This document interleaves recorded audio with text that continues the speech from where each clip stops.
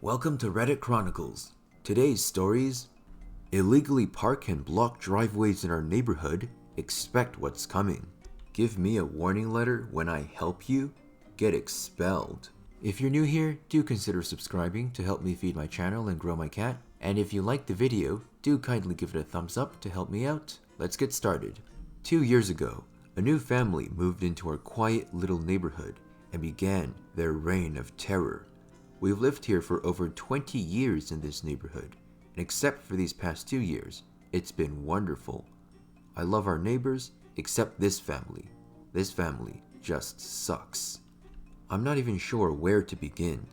They are loud, they are dirty, they are obnoxious. Their dog barks at all hours, they constantly yell at each other, they throw parties well into the night. They steal my older neighbor's paper. They've actually trained their Rottweiler to fetch the neighbor's paper. Impressive, but wrong. They throw their dog's poo into other yards. Argh, so much.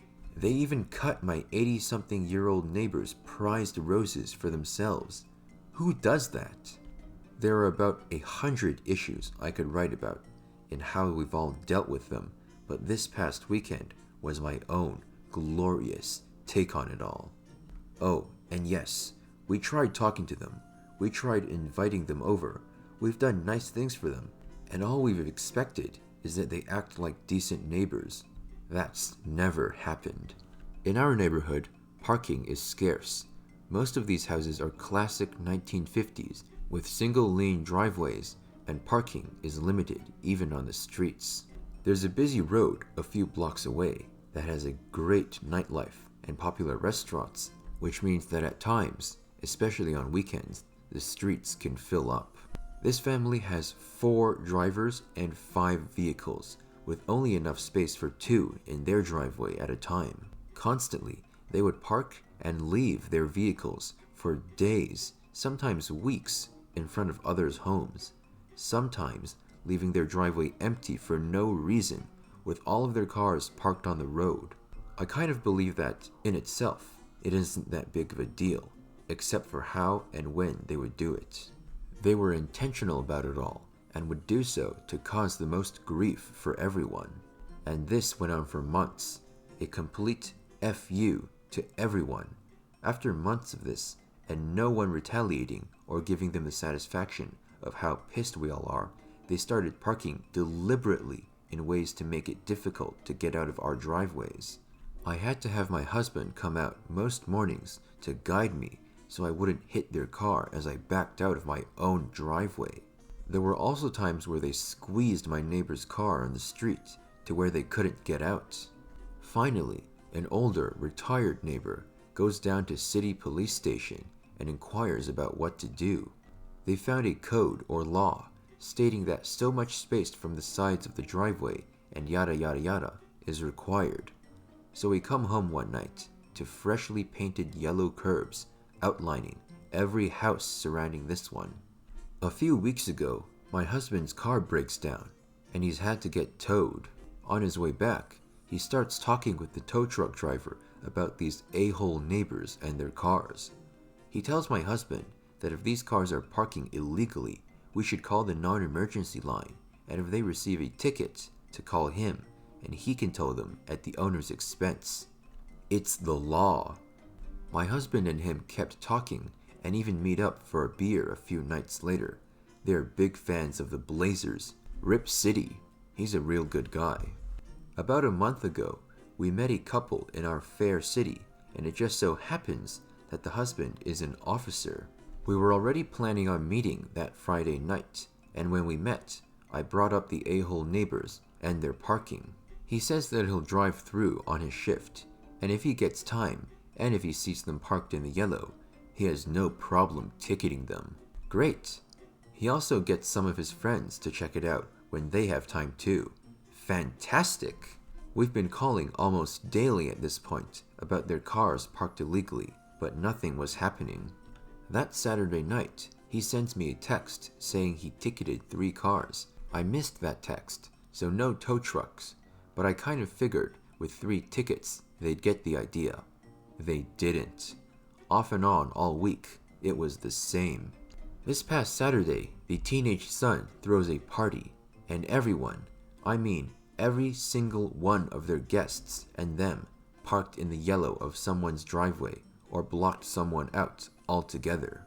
Obviously, the little told all of his friends to block our driveways or block our cars in. I sent a text to our officer friend, who told me to call the non-emergency line and that he'll be the one to look into it. But I'm scheming bigger. I call up the tow truck driver and tell him that there are at least 15 cars parked illegally and that all are about to receive parking tickets for blocking driveways and cars. I let him know we are friends with an officer and he and I scheme a little further. We get a solid plan. I call our officer friend back and tell him our plan, and I also mention that the party is likely to be filled with underage drinkers. Now, I hate busting parties, but I make exceptions for little and especially little underage drinking and driving. He and I finalized the plan. Here's how it all went down. Officer and 3 of his partners go through the neighborhood, citing all of the cars. Meanwhile, our tofu driver friend has assembled a group of drivers in the nearby grocery store parking lot. My husband and I make anonymous calls about a possible underage party. The tow truck drivers start at the ends of our street, grabbing the cars as quickly as possible. A few alarms here and there, but no way could they hear it in the party. When they approach the house, my husband makes an anonymous call about an underage party in our neighborhood. Conveniently, our officer friend just so happens to still be in the neighborhood, so he and his partner go over to the house to check on it. As they knock on the door, lights go out, music shuts off, and the house goes quiet. At this moment, the tow trucks come in and are now towing the remaining 5 cars right from in front of their home.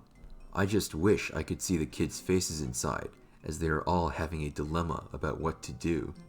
Do they go out and bust themselves for underage drinking and try to stop their cars from being towed? Or do they just sit there and bite the bullet and watch $250+ go down the drain? On Sunday, they had 3 cars return from being towed, and all 3 are parked just shy of the yellow lines. I'll call this a win. My husband and a couple of neighbors also spent Sunday putting up some new cameras. They were all very giddy and loud about it all. Something about, all the lights and police on Saturday made them nervous. LOL. Does anyone know why these people even do this? I mean, I've seen little kids screw each other over for no reason, but these people are old enough to have a teenage son. So what makes them behave like that? If you think you have any idea, let us know in the comments. TLDR at the bottom. I know it's quite long, but after seeing this subreddit, I felt like posting this here. A few years ago, while I was suffering in a hellhole that people call a school, I had to deal with a person, whom I will refer to as BS, Backstabber, and a couple of other people who made BS's life at school miserable. AS1, AS2, AS3, pure-blooded jerks, until another incident made them change for the better. In the school where I used to learn, they have a harsh no-bullying policy. First few times, you'd be let off, but after that, straight to a few days of staying hours after school, or being straight out suspended, forced to come to school for hours and sit in a room all alone with nothing to do the whole day, then staying after school for another hour. So when BS joined my school, he was a very fragile kid, small, thin, extremely short temper, bad at academics and sports. Like, his whole case was a genetic failure. Sorry for being harsh, but ruining a perfect record of 11 years was not a great idea. Whereas the ASs were larger, fatter, and dumber. From the first day BS joined, the ASs would just run around, grab his stuff, and throw them around, letting BS have a run for them. Being the kind person I used to be back then, I would stop them just to help out the poor kid. But slowly over time, got escalated, and ASs ended up breaking BS's stuff, throwing them away, and at one point, put him in a trash can and placed a heavy stone on top, so the lid wouldn't open to let BS out. Seeing all this, I would always go out of my way just to help him out. Soon enough, they made a makeshift bow using the elastic from a folder and a sharpened pencil and shot it at him, and it pierced his glasses. Fortunately, he didn't get injured, except that he had to get new glasses to repair them. Every month, BS's glasses would be broken, and AS's would be the ones breaking them. At one point, BS brought his dad to school and got his dad to report the constant bullying on BS. Little did I expect what would happen next. When BS was asked about who was abusing him, he said my name. In that time, during the country I lived in back then, physically injuring someone, coupled with severe bullying, could get me into serious years into prison, and be tried as an adult, and be deported or given the death penalty. Like I said, bullying is a severe offense. Death penalty for severe bullying. I wonder what country that is. Without even questioning a perfect record of 11 years, they immediately called me to the office, handed me a sheet, and told me, "Zentorado, I'm deeply ashamed of your behavior in this establishment. What do you think your parents will feel about this? In fact, be glad that BS and his dad did not report it to the police or take it to court, as you would have been sentenced to a minimum of 15 years or be deported and blacklisted. Get out of my office. You are suspended for 2 weeks. Do this once again and you are expelled." That was the first time I had been in actual deep. In the past, I used to be an extremely friendly person who was able to make anyone open up and cheer up. But this caused me to lose trust in everything. Would you expect that after helping BS for a year of abuse, I would be the one he blamed? BS's dad came to my house and reported this whole ordeal to my parents. Both my parents were shocked and furious at the same time, surprised that I would do something like that. During the time I was suspended, 10 hours a day, 5 days a week, so 100 hours, I hatched up a plan. Since I was the one being accused, if I found a way to show who the real culprit was, I would be free. However, those 2 weeks of suspension and me receiving a warning letter was a dent to my school life rep. It got shot down so far low, even now some people are a-holes and blame me for BS being bullied and forced to leave. It took a few months to set up everything, but all the pieces were in place. So over the time period, I got friendly with AS's and would just come and watch from time to time while they tormented BS. After a few weeks of plain watching, I got used to their whole schedules of when exactly they bully him, and by doing what. One day, I decided it was time to have payback. I took the warning letter to school, headed to the office, and sat on the chair, telling the person in charge of my grade, not a supervisor or a chaperone. This guy's role is that he checks your academic performance, your behavior, and your attitude in school, and at the end of the day, receives reports from teachers about each student, and writes it in a notebook which is unique for each student. I reported the whole thing, and also stated that I was being falsely accused of bullying, and that BS lied. The guy believed me, and went and saw BS, then decided to expel BS for lying, and suspend AS's for a month, is what some might like to hear. But nope. Guy says what I'm saying is BS, and tells me to get out. Well, that was a nice setup. At this point, I became pissed. Very rarely in my life have I gotten pissed off, but when I do, it's like a whole new personality of mine comes out, and just straight out points every detail no matter how emotionally painful it could be. Let's just say I went pure, I will hurt you and I will hurt you bad on him, and he reluctantly agrees to listen. Wait, what? He threatened a teacher? I tell him about all the events that had happened, and the growing look of horror on his face increases. He realizes that if whatever I say is true, the school is in it for a potential lawsuit, and that he would be arrested for inappropriately punishing a student with no legitimate proof, and BS for ruining my life by forcing me to go on anti-anxiety meds. I hand over a specific day and time and tell him that BS is going to be pelted with stones by a group of kids. Don't believe me? Check. That day, he ends up checking. Now they're all caught. BS's dad is called to school, and now knows the truth of the whole situation.